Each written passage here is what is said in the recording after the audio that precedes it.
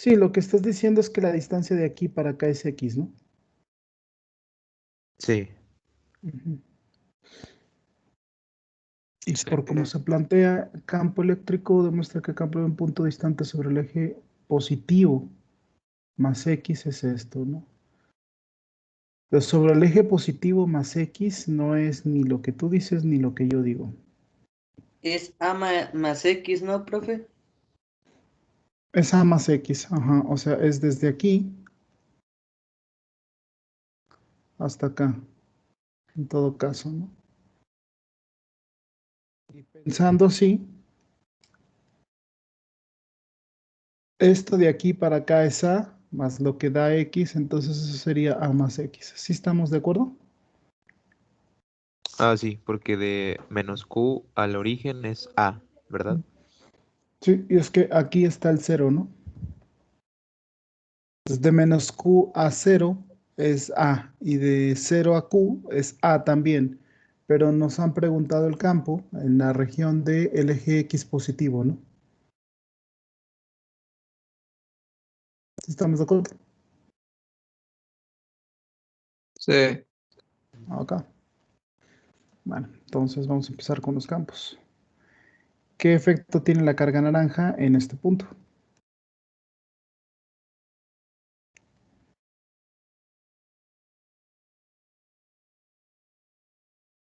Atracción.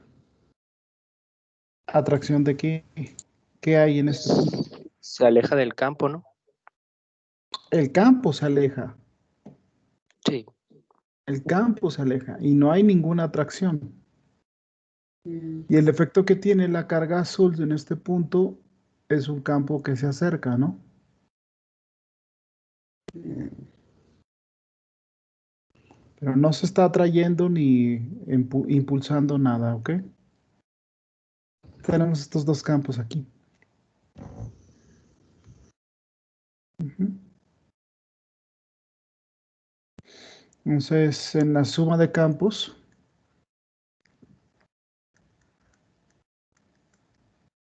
tendremos este campo de aquí, que voy a llamar E con su color. Aquí va a ser importante el color. Y el E azul, ¿no? Entonces tendremos el de la carga naranja menos el de la carga azul. Pudimos ponerles nombres Q1 y Q2, pero bueno, lo consideraremos así, ¿no? No suman cero. Esos campos no suman cero, ¿no?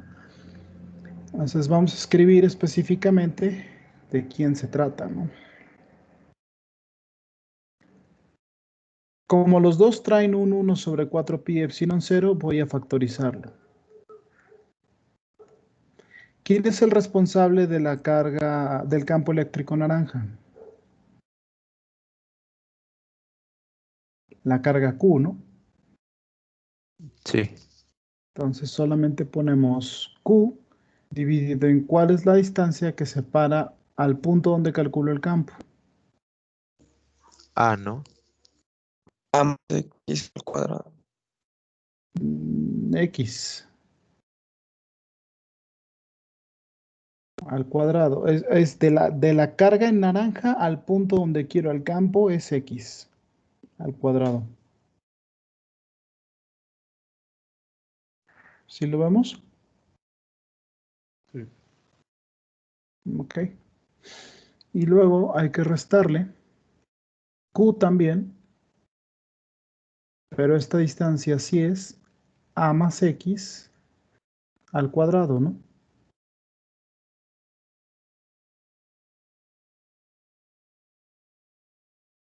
Sí, sí. Mm, ¿No No, sería no es 2A? 2x al cuadrado, es 2a. Ajá. La distancia total en realidad es 2a más x.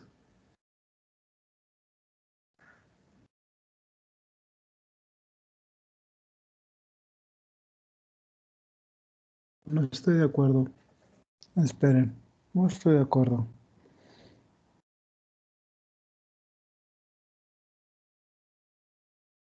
Soy yo, se Sí, escucha no, distorsionado. no, no. A lo mejor se escucha distorsionado, pero ahora sí estoy seguro. Es 2a más x al cuadrado. Sí, sí, sí, porque de aquí para acá, pues es 2a, ¿no? Y de aquí en adelante lo estamos midiendo como x, ¿no?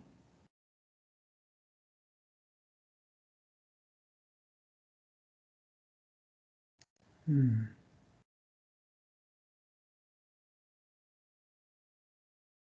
Ujú.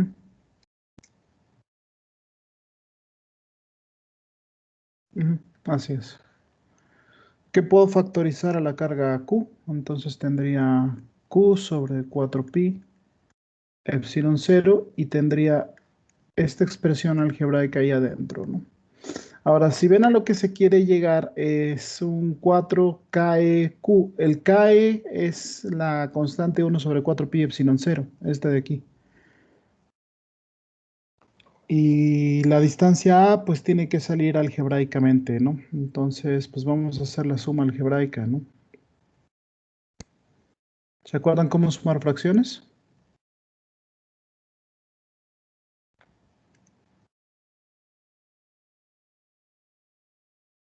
¿No se acuerdan? Sí. Ok. Entonces, 1 por este término, el producto de los de abajo va abajo, ¿no? Así que abajo ponemos x al cuadrado, que multiplica a 2a más x todo al cuadrado. Y luego es el producto cruzado arriba, ¿no? Entonces tendríamos 2a más x al cuadrado menos x al cuadrado. ¿Estamos de acuerdo? Sí. Ujú. Esto es q sobre 4pi epsilon 0. Y elevando al cuadrado el primer binomio van a tener 4a cuadrado más 4a por x más x al cuadrado menos x al cuadrado, y lo de abajo sugiero que lo dejemos así como está. Este es un 4. Lo de abajo mejor no desarrollamos nada, ¿no? Una mala idea sería desarrollar lo de abajo, ¿no? Preferentemente que se quede así. Ya después veremos si podemos hacer alguna simplificación específica, que creo que ya la estoy viendo. Se van a eliminar estos, ¿verdad? Jóvenes. Sí, profe. Ok. Luego tendremos que esto es q sobre 4pi epsilon 0.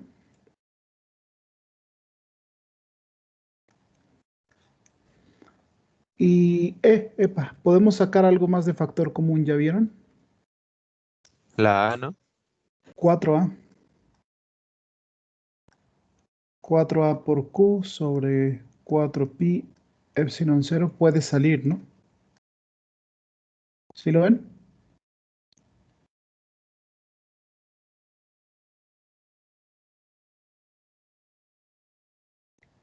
Jóvenes. Sí. Puede salir de factor común. Y ya lo estamos logrando porque fíjense, acuérdense que K es 1 sobre 4pi epsilon 0. Entonces es 4q por A. Y el 4q por A ya lo logramos aquí. Miren, ¿sí lo ven? Sí, profe. Ok. Sí. Entonces tenemos A más X. Ponemos acá. A más X y absolutamente todo esto dividido entre X al cuadrado, que multiplica a 2A más X. Todo al cuadrado, ¿no? Y dices, pero no se parece. Esto de aquí, 4AQ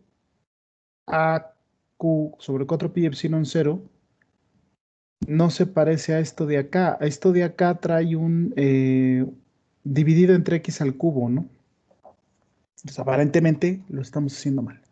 Pero vamos a leer con cuidado, ¿no? Comparando lo que estamos obteniendo. Dice, considera el dipolo eléctrico que se muestra en esa figura. Pruebe que el campo eléctrico en un punto distante sobre el eje X es aproximadamente igual a 4QA sobre 4pi epsilon 0 por 1 sobre X al cubo, ¿no? Entonces, lo escribo porque a lo mejor tengo miedo de que alguien esté pensando que esto está... Lo escribo, ¿no? Nomás porque los quiero mucho. Recuerden, lo que el libro le dice KE es 1 sobre 4pi epsilon 0. A eso se refiere. Entonces, parece que no hay manera de reconciliar el resultado de abajo con el resultado de arriba, salvo por el hecho de que nos dice a las claras un punto distante sobre el eje X positivo. Entonces, ¿cómo le hacen para analizar cuando algo está muy lejos o cuando algo tiende a alejarse? Límite. Un límite.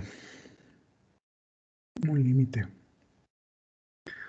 Entonces, eso lo logramos de dos maneras. Este es el campo eléctrico. Aquí le voy a poner suma de campos en X, porque así fue como lo empezamos. Esto es la suma de campos en X. Pero recuerden, o sea, aunque esto es la suma de campos en X, lo que nos interesa analizar es que nos alejamos mucho de A, ¿no? Entonces habrá dos maneras de analizarlo. Bien podemos decir que X es muchísimo mayor que A, lo cual es correcto. Esto funcionaría perfectamente y funcionaría igual que considerar que A es muchísimo menor que X. Las dos perspectivas van a ser correctas, porque si echamos un vistazo al dibujo, si decimos que A es muchísimo menor que X, es como si X se estuviera alejando, ¿están de acuerdo? Piensen que las cargas las estamos juntando, haciendo que la distancia 2A se haga muy pequeña. ¿Qué tan pequeña? Inmensamente pequeña. Y en ese caso, el punto X se va a ver alejado. ¿Sí me siguen en eso? Sí, profe. Esa es una opción. La otra opción es considerar el límite cuando X se hace muy grande, ¿no? Pero me parece que la mejor opción, las dos son equivalentes, las dos se pueden analizar, pero nos vamos a ir por esta de aquí. Porque esto lo van a poder determinar mejor con el cálculo que ustedes saben. Para eso les enseñamos cálculo. Y sí, lo que su compañero dijo. Vamos a considerar entonces el límite cuando A tiende a hacerse chiquitito en la suma de campos en X. Ahora, tomar en cuenta ese límite tendrá algunas consecuencias, ¿no? Me estoy fijando en eso aquí arriba. Pero bueno, se puede hacer, ¿no? Luego tendríamos que hacer el límite cuando A tiende a hacerse muy pequeñito de toda la expresión, ¿no? 4 por A por Q sobre 4pi epsilon 0 A más X, todo sobre X al cuadrado por 2 más X al cuadrado. Vale. Ciertamente tendríamos que calcular este límite, ¿no? Y el límite de un producto es el producto de los límites. Solo que eso nos llevaría a concluir que el campo es cero si no manejamos este límite con cuidado, ¿no? Vale, entonces voy a escribir esto de una manera ligeramente diferente.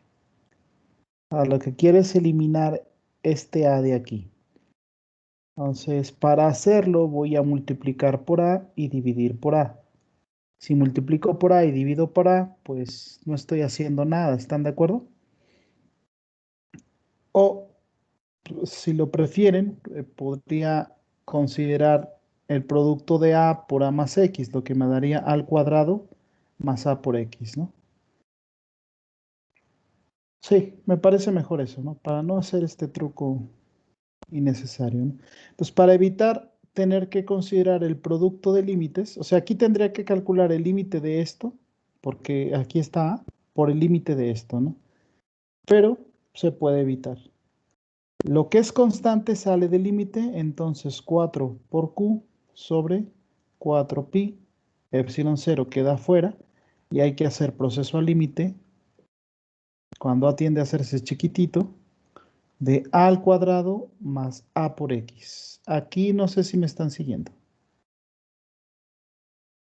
No. Le regresó la A, ¿no? La desfactorizó, Ujú. por así decirlo. Sí, sí, sí. A por A al cuadrado, A por X, ¿no? ¿Sí lo ven? Sí. Profe, Ahora, el límite se lo estoy calculando a A, no a X. Entonces aquí puedo poner 4pi epsilon 0 X al cuadrado y quitar a la X esta del cuadrado de aquí. Porque, insisto, estoy calculándole el límite a A, no a X. Todo esto depende de A, ¿están de acuerdo?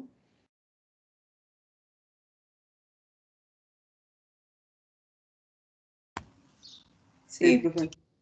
Ujú. Bueno, muy bien. Ahora, aquí va el argumento, ¿no? Si A se está haciendo pequeño, ¿al cuadrado es más pequeño o más grande? Es pequeño. De hecho, es inmensamente más pequeño. Si algo es chiquitito y tú lo elevas al cuadrado, lo vas a hacer más pequeñito, ¿no? Entonces, viendo esto, muchachos, ¿quién decrece más rápido?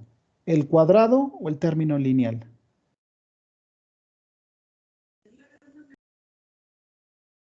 ¿El Cuadrado. cuadrado?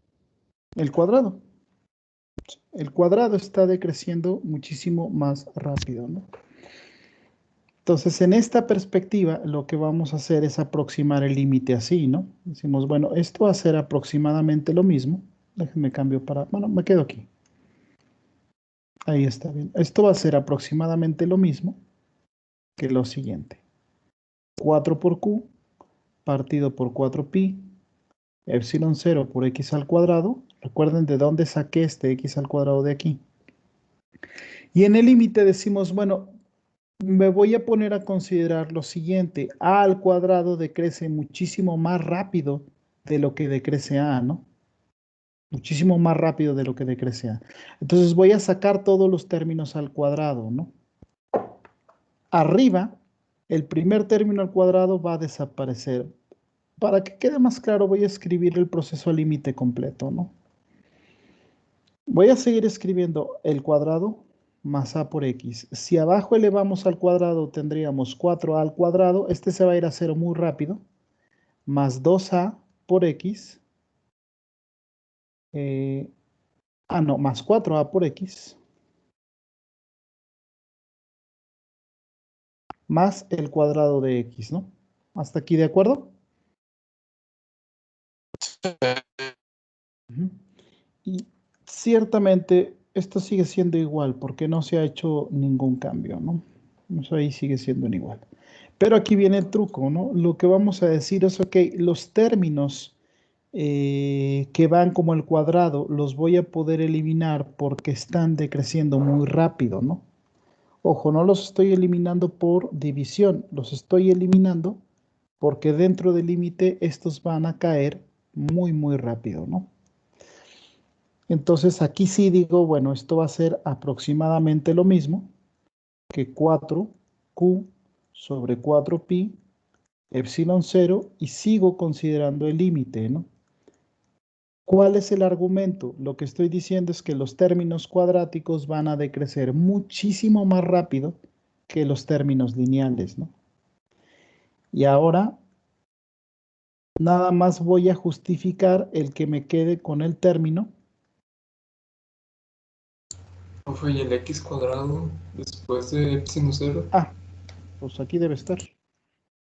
El x cuadrado después de epsilon 0, aquí debería estar. Y ya está, ¿no?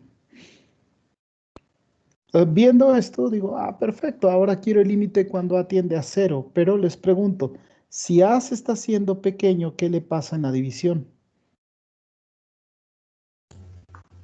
También va a ser un pequeño. No, va a ser grande.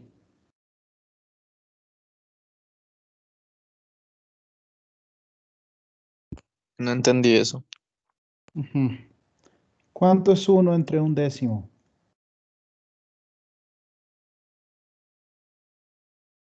9 décimos.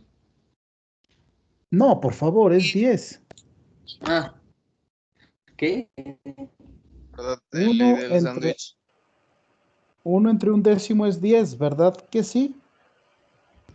Yo lo resté. 6 por medio, extremo por extremo. Ajá, entonces, ¿cuánto es 1 entre un centésimo? 100. 100. O sea que divido entre algo más chiquito y obtengo algo grandotote, ¿no? ¿O Sí. quieren que les pregunte 1 sobre un milésimo? No, ¿verdad? No. Ok. Entonces, ¿qué va a pasar aquí conforme A se haga más pequeño? En la ¿A qué? división se va a hacer más grande, ¿no? Sí. En la división se va a hacer más grande, ¿no? Entonces el argumento es claro, lo que tienes que hacer es utilizar la función de arriba para modular el crecimiento de la función de abajo, ¿no? Esto es algo que ocurre muy seguido en los límites. Entonces, para llevar a cabo esa modulación, lo consideras, dices, ok, esto va a ser 4pi epsilon 0 por x al cuadrado. Y en el límite consideras este yéndose a 0. Lo que estás diciendo es que la función de arriba está modulando con la función de abajo, está manteniendo el ritmo de crecimiento, ¿no? Entonces, después del proceso al límite te queda de esta manera, x al cuadrado. Aquí va a ocurrir una eliminación y finalmente te queda 4q por a dividido sobre 4pi epsilon 0 x al cubo, ¿no? Y es aproximadamente, ojo, desde aquí se está haciendo una aproximación. El proceso al límite fue siempre igual hasta que se hizo aquí. Y esto es lo que nos piden, ¿no? 4q por a sobre 4pi epsilon 0 x al cubo. Pues si lo revisan, es justamente eso, ¿no? 4q por a sobre 4pi epsilon 0 sobre x al cubo. ¿Sí lo ven?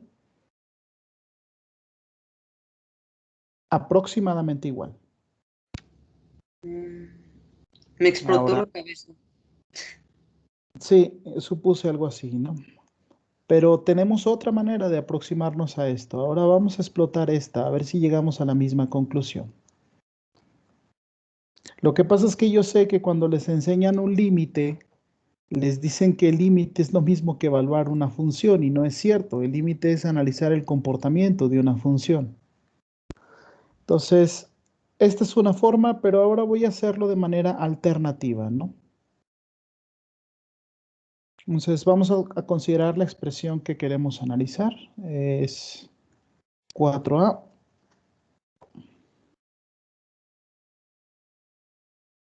por q sobre 4pi epsilon 0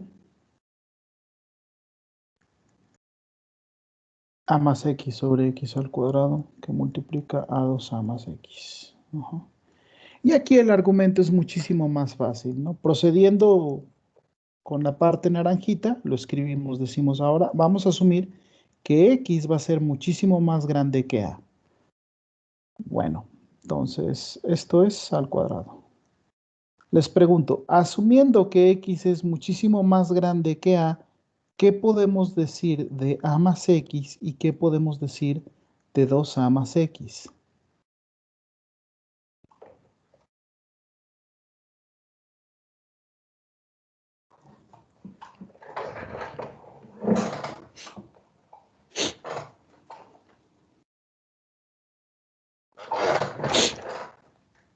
Si no queda claro, denle valores, muchachos. Denle un valor para A. Pues que van a ser muchísimo más grandes aún todavía. No, por favor, no, no, no. Les está hablando, a la cara les está hablando.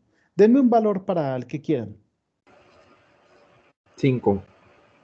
5 metros. O 5, sí, 5 metros. Ok. Ahora denme un valor para X. 2. No, ese no. 1000. No, ese tampoco. Aquí dice X inmensamente más grande que A. Si A es 5 metros, algo inmensamente 5 más grande que millones. A. Sí, exacto. 5 por 10 a las 6 metros. ¿Me siguen? Sí. Sí. Sí. Ok. Entonces, no sé ustedes, pero si dicen, ok, ahora voy a considerar la cantidad A y le voy a sumar la cantidad de X. Y yo te voy a responder, sigue siendo 5 por 10 a las 6 metros. Puedes decirme, no, te faltan 5 metros. Bueno, es aproximado, güey. ¿Sí están de acuerdo? Sí. ¿Se entiende la idea? Sí, profe. Sí.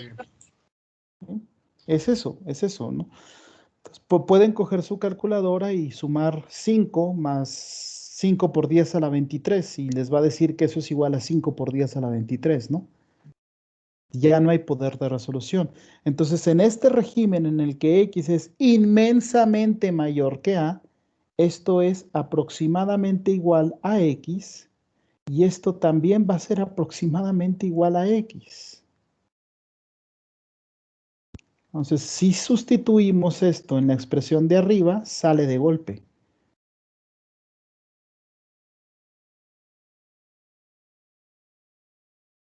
No sé si lo ven, miren, sustituyamos. Tendríamos 4 por A por Q sobre 4pi, epsilon 0. A más X lo vamos a cambiar por X, ¿verdad? ¿Se acuerdan? Sí.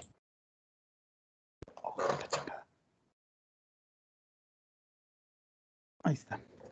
Y 2A más X lo vamos a cambiar por X, así que tendríamos X al cuadrado por X al cuadrado, ¿no? Solo que uno de estos se va a eliminar con uno de estos y esto va a ser 4 por A por Q sobre 4pi epsilon 0 y aquí queda un x al cuadrado por x va a ser x al cubo y aquí está de nuevo, ¿no? Esta forma es más fácil. Pero no quiere decir que esta de acá esté mal. Esto está manejado desde la perspectiva del cálculo, ¿no? Se supone que ustedes pueden hacer estas cosas. Calcular límites.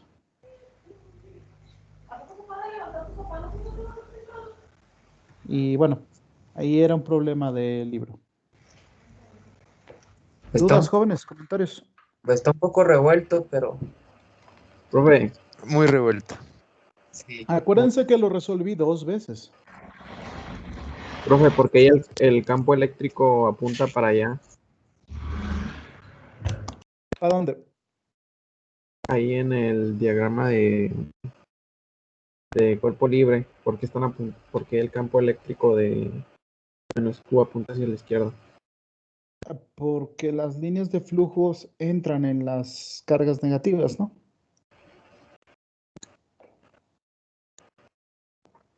¿Sí te Ok. acuerdas?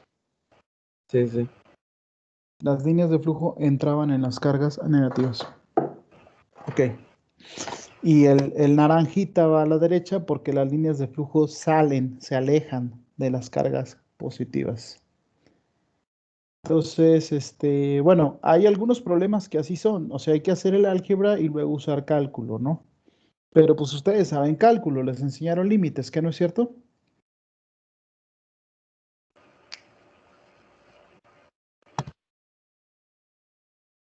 Ok. Yo sé cómo les enseñan límites. Profe, Ajá.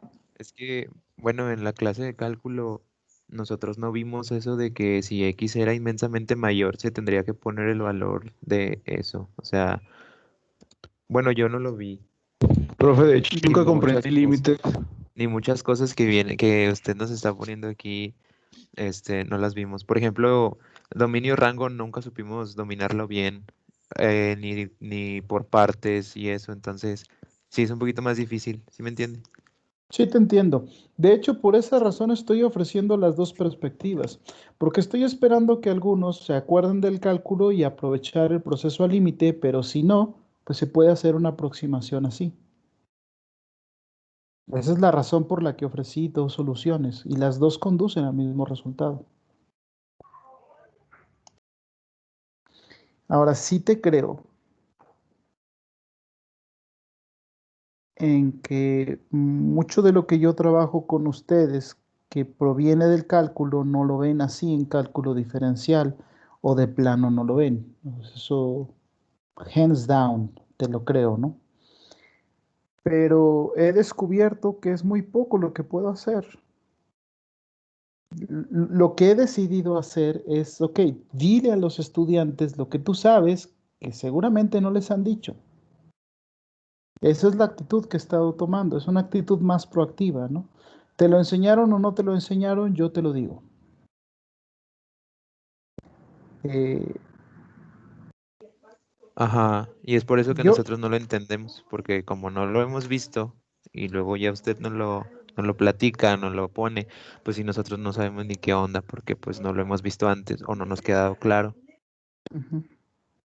La intención también es insistir en eso, ¿no? Ahora, lo que me preocupa es que parece también que la parte elemental, el álgebra y la trigonometría tampoco está totalmente entendida, ¿no? Pero eso es irnos más atrás. Trata de ponerte en mi lugar. Tengo que enseñarles electricidad y magnetismo, no cálculo, álgebra, trigonometría y todo lo demás. Tiene que haber un equilibrio, ¿no? O sea, tiene que haber un punto en el que digas hasta aquí y lo demás tiene que ser física, ¿no?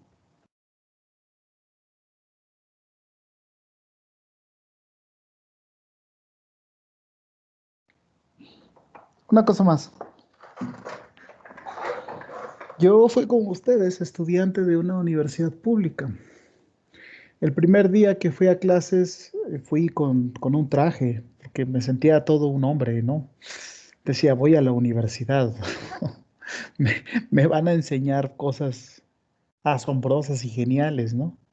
Era un logro, ¿no? Sobre todo por todo el tiempo que pasé en el bachillerato abierto, en bandas de rock, en borracheras de 5 o 6 días, eh, con una cantidad de drogadicción increíble, ¿no? De veras era un metalhead. Nadie daba 20 centavos por mí y no culpo a las personas que pensaban así de mí porque realmente era un desperdicio de vida aquello, ¿no? Un buen día termino el bachillerato y me matriculo en una carrera de física. Todo el mundo volteó a verme, ¿no? What the fuck you think you are doing, ¿no? Pero yo ya estaba decidido, de eso estaba seguro, ¿no? De una manera u otra me iba a sacar el título de licenciatura en física, ¿no? Y la verdad es que me salió muy bien, porque no solo me saqué el título de licenciatura en física, sino que jamás abandoné el metal y hasta la fecha no lo he hecho. Pero descubrí con profunda amargura que mis profesores en la Facultad de Ciencias Físico-Matemáticas de la Universidad Autónoma de Coahuila, sobre todo los profesores de matemáticas, estaban muy, muy limitados. No me enseñaban cálculo, no me enseñaban matemáticas, no me enseñaban álgebra lineal, no me enseñaban nada. Y no me enseñaban nada porque no eran matemáticos, no eran profesionales que tuvieran una formación orientada a la física y las matemáticas. Daban los mismos cursos, con los mismos ejercicios, con los libros, con los mismos libros. A veces me encontraba cosas como punto y coma que veía en los cuadernos de mis compañeros y que copiaban del pizarrón, punto y coma que me encontraba en un libro que yo leía en la infoteca. Un día me di cuenta que si quería ser físico, el 90% de la responsabilidad era mía. Si todo lo que iba a decir era que mis profesores eran mediocres, me iba a quedar en la universidad sin terminar y sacarme mi título diciendo ciertamente que mis profesores son mediocres, todavía trabajan ahí y tengo esa opinión de ellos. Considero que la inmensa mayoría de los profesores de matemáticas de la Facultad de Ciencias Físico-Matemáticas son mediocres, pero no me iba a pasar la vida en eso. Yo tenía que ser físico y además estrella de rock. Había cosas que tenía que hacer como para detenerme. Así que me puse a estudiar. A mí me funcionó muy bien. No estoy diciendo que tengan que hacerlo necesariamente de esa forma. Lo que les estoy diciendo es que deben darse cuenta en un punto que la principal responsabilidad de la educación es del estudiante. Claro, hay que señalar las falencias que tenemos nosotros los profesores. Nosotros los profesores no siempre lo hacemos bien. Sin embargo, si están viendo que no saben cálculo, estudien cálculo. Si están viendo que no saben álgebra, estudien álgebra. Tienen que hacerlo. Frecuentemente le digo a los estudiantes jóvenes, decidan qué tipo de ingeniero van a ser. Hoy, decídanlo. Hoy mírense al espejo y pregúntense, ¿qué tipo de ingeniero voy a ser yo? Depende mucho de esa decisión cuál va a ser el comportamiento que tengan, ¿no? Yo sé que sus cursos de cálculo son deficientes. Yo estudié en una universidad pública donde mis cursos de cálculo eran deficientes, pero ¿saben qué? Tuve mucha suerte. Tuve mucha suerte. Mis profesores de física eran muy buenos. Tuve fe. Cuando llegué con mis profesores de física, lo primero que me dijeron es, ¿por qué estás en cuarto semestre y no sabes cálculo? No te vas a graduar de física. Y cuando llegué a séptimo semestre, me volvieron a preguntar, ¿por qué llegaste a séptimo semestre y no sabes análisis y ecuaciones diferenciales, ¿no? Aparte estás bien pendejo, todo lo calculas mal, todo lo haces mal, nunca parece que estás avanzando. Piensa si realmente quieres hacer esto. En séptimo semestre. Y en octavo semestre todavía un profesor muy querido, lo llevo en mi corazón metalero, falleció hace unos años, el maestro Luis Antonio García Trujillo, mejor conocido como Krusty el payaso, a quien yo le decía payaso en su cubículo, y tenía una relación muy sólida con él como maestro-alumno, ¿no? No era mi amiguito ni era mi camarada, era mi profesor. Y solo le decía payaso porque sus alumnos que pensaban que sí era su amiguito y su querido profesor, le decían el señor o el señor Luis. Y detrás de él se burlaban bastante por su apariencia de payaso. Si le decíamos Krusty el payaso, imagínense la apariencia que tenía el personaje, ¿no? Yo decidí que le iba a decir payaso en su jeta, ¿no? Pero era un profesor extremadamente justo. Era tan justo que en octavo semestre me dijo, oye, güey, te felicito. Ya veo que sabes cálculo, ya veo que aprendiste análisis y ecuaciones diferenciales, pero sigues siendo un pendejo. Así me dijo, sigues siendo un pendejo en álgebra lineal. En octavo semestre, a un semestre de graduarme. Esos güeyes, de la manera más brutal posible, me recordaron siempre que tenía que hacer un esfuerzo constante por aprender matemáticas, porque no lo sabía. Y hoy sigo estudiando, muchachos. Terminé una maestría y voy por el doctorado y sigo estudiando.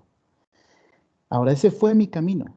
El de ustedes puede ser completamente diferente, pero el mío comenzó cuando yo decidí el tipo de físico que quería ser.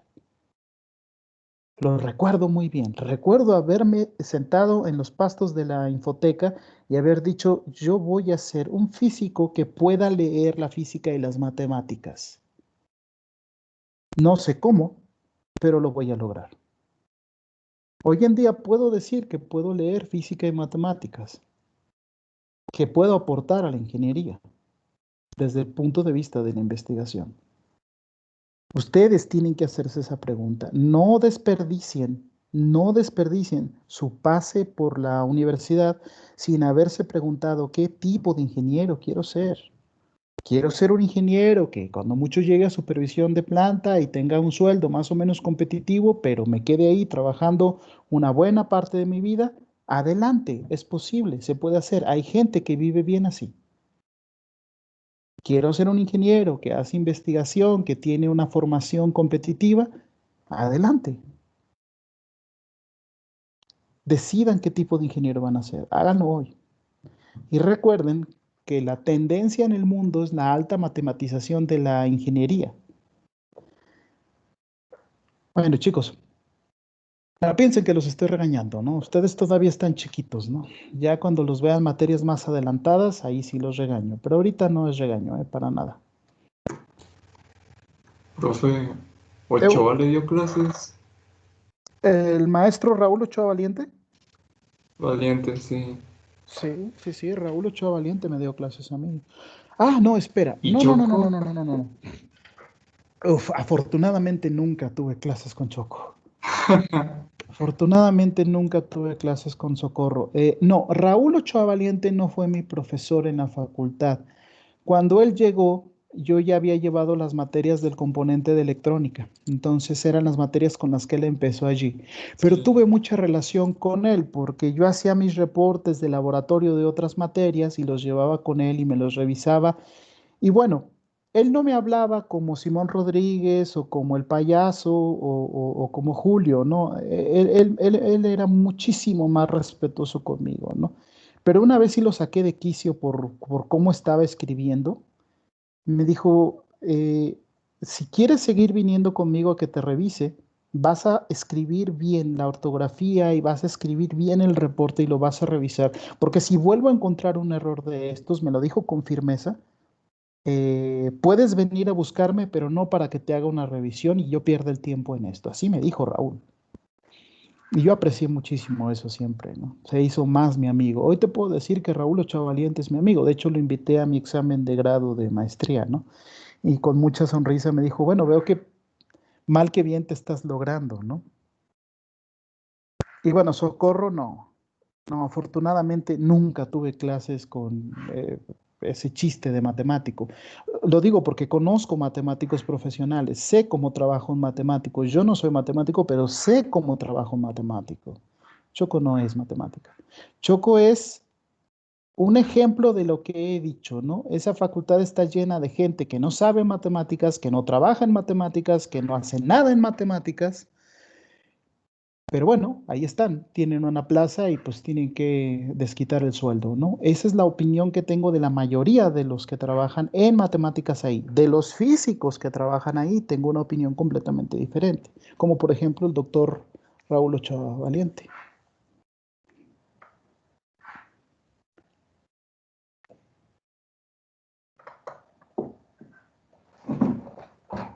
Bueno, voy a darles la chuleta de la ley de Gauss. En serio, piensen qué tipo de ingeniero van a ser. Tienen que decidir eso, ¿no?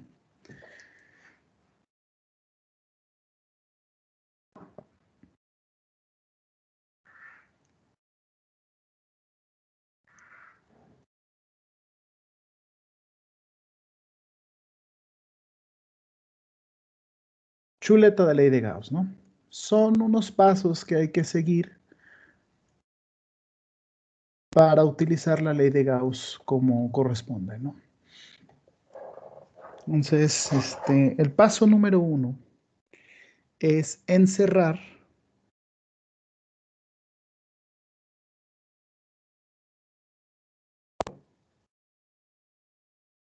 a la carga eléctrica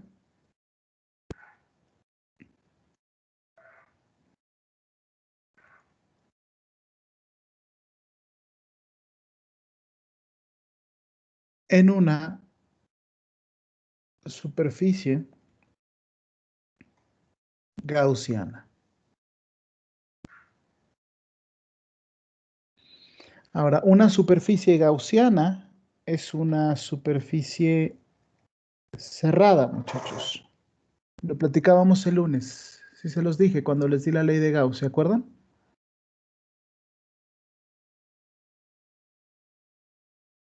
Sí, profe. Ujú.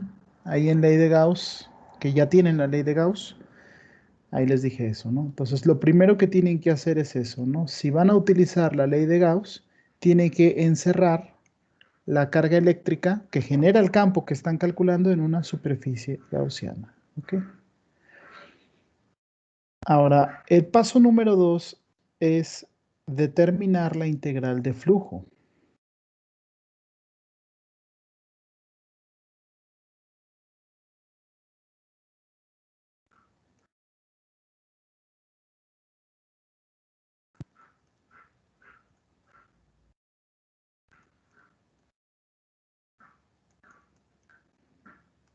Y muchachos, esto es muy importante, ¿no? Lo ponemos en rojo, entre paréntesis, pero es que es muy importante, ¿no?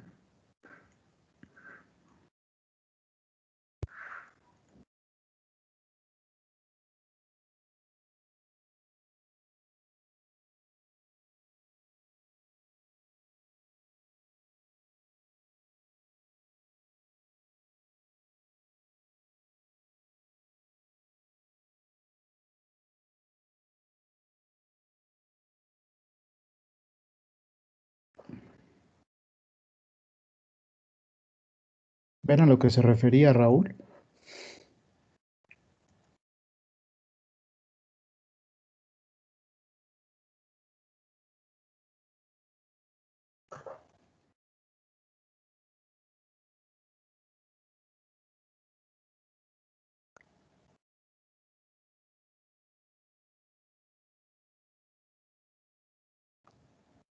Entonces, ahí donde ponemos la superficie gaussiana, ahí calculamos el campo eléctrico, ¿no?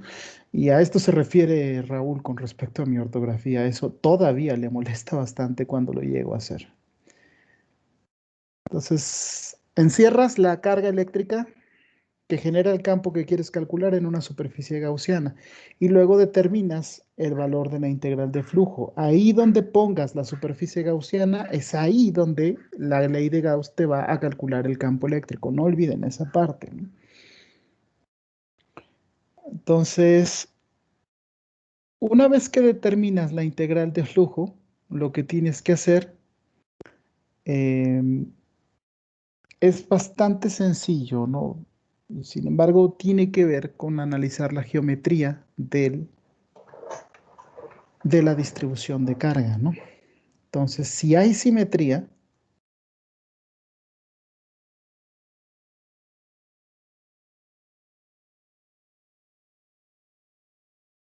justificar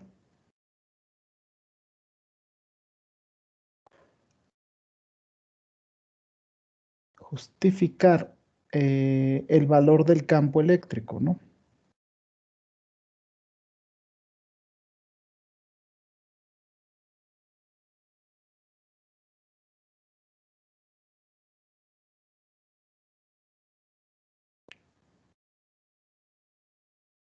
Será uniforme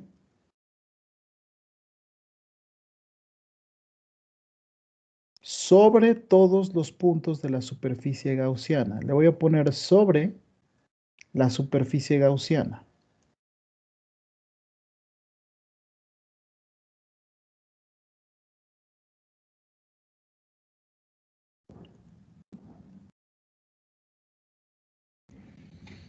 El campo eléctrico que en general calcularán con la ley de Gauss no va a ser uniforme, pero cuando lo ponen sobre la superficie gaussiana va a alcanzar siempre el mismo valor. Entonces eso lo define como un campo eléctrico uniforme. Y dice justificar, o sea, hay que decir por qué el campo eléctrico sobre la superficie gaussiana alcanza siempre el mismo valor. Eso les va a permitir extraerlo de la integral y despejar el campo eléctrico, ¿no? Siempre y cuando haya simetría.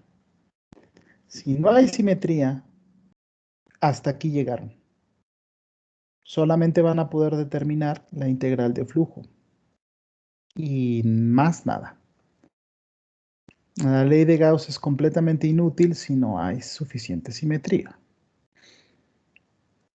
Número 4. Resolver para el campo eléctrico, despejar para el campo eléctrico.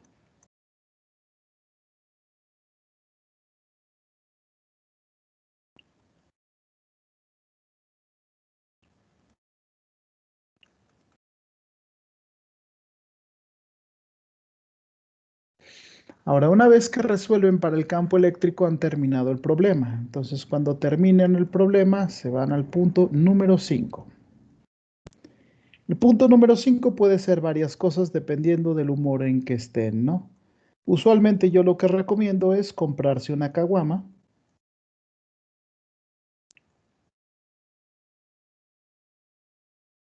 Puedes decirle a tu mamá, mamá, resolví un problema de ley de Gauss, tengo que comprarme una caguama, pero puede ser que sean personas que no les gusten las caguamas, entonces, qué sé yo, jugar un videojuego.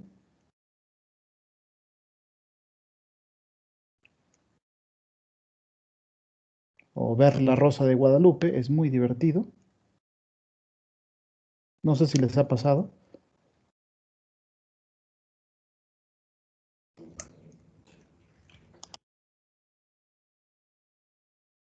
O actividad lúdica.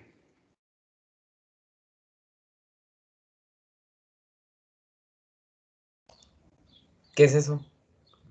Algo divertido. Ah, Algo divertido, ¿no?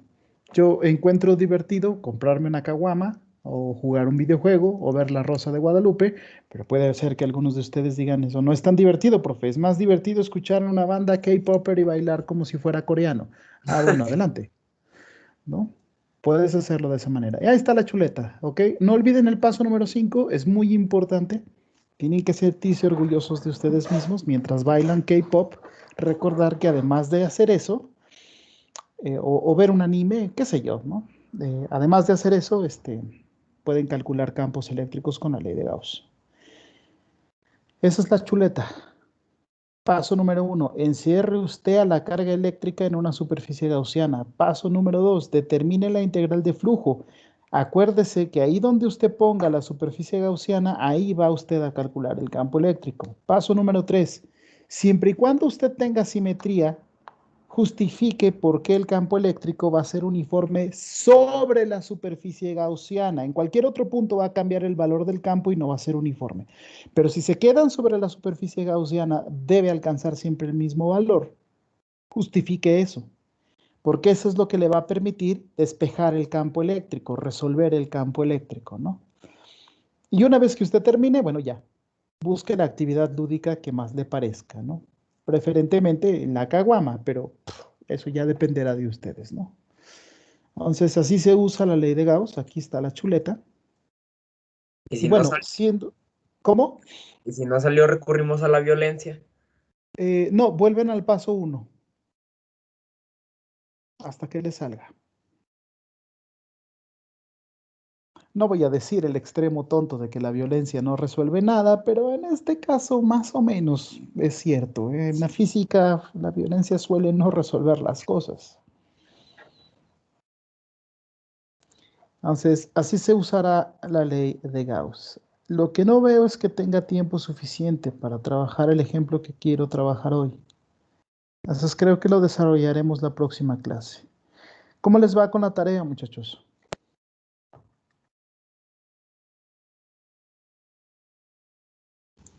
Ahí le llevamos, profe. Ahí vamos. Echándole ganitas. Algunos problemas los estoy resolviendo aquí, con ustedes. Traten de no incluirlos en la tarea, muchachos, hombre.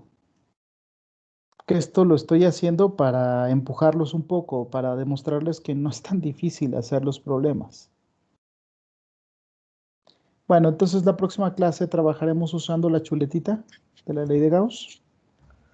Voy a hacer 2 ejemplos de ley de Gauss y luego les voy a dejar los problemas. Esos son los que tendrán que hacer en una presentación por equipos. ¿Cuáles son los equipos? Son los que ya hicieron para la tarea departamental. ¿Estamos de acuerdo?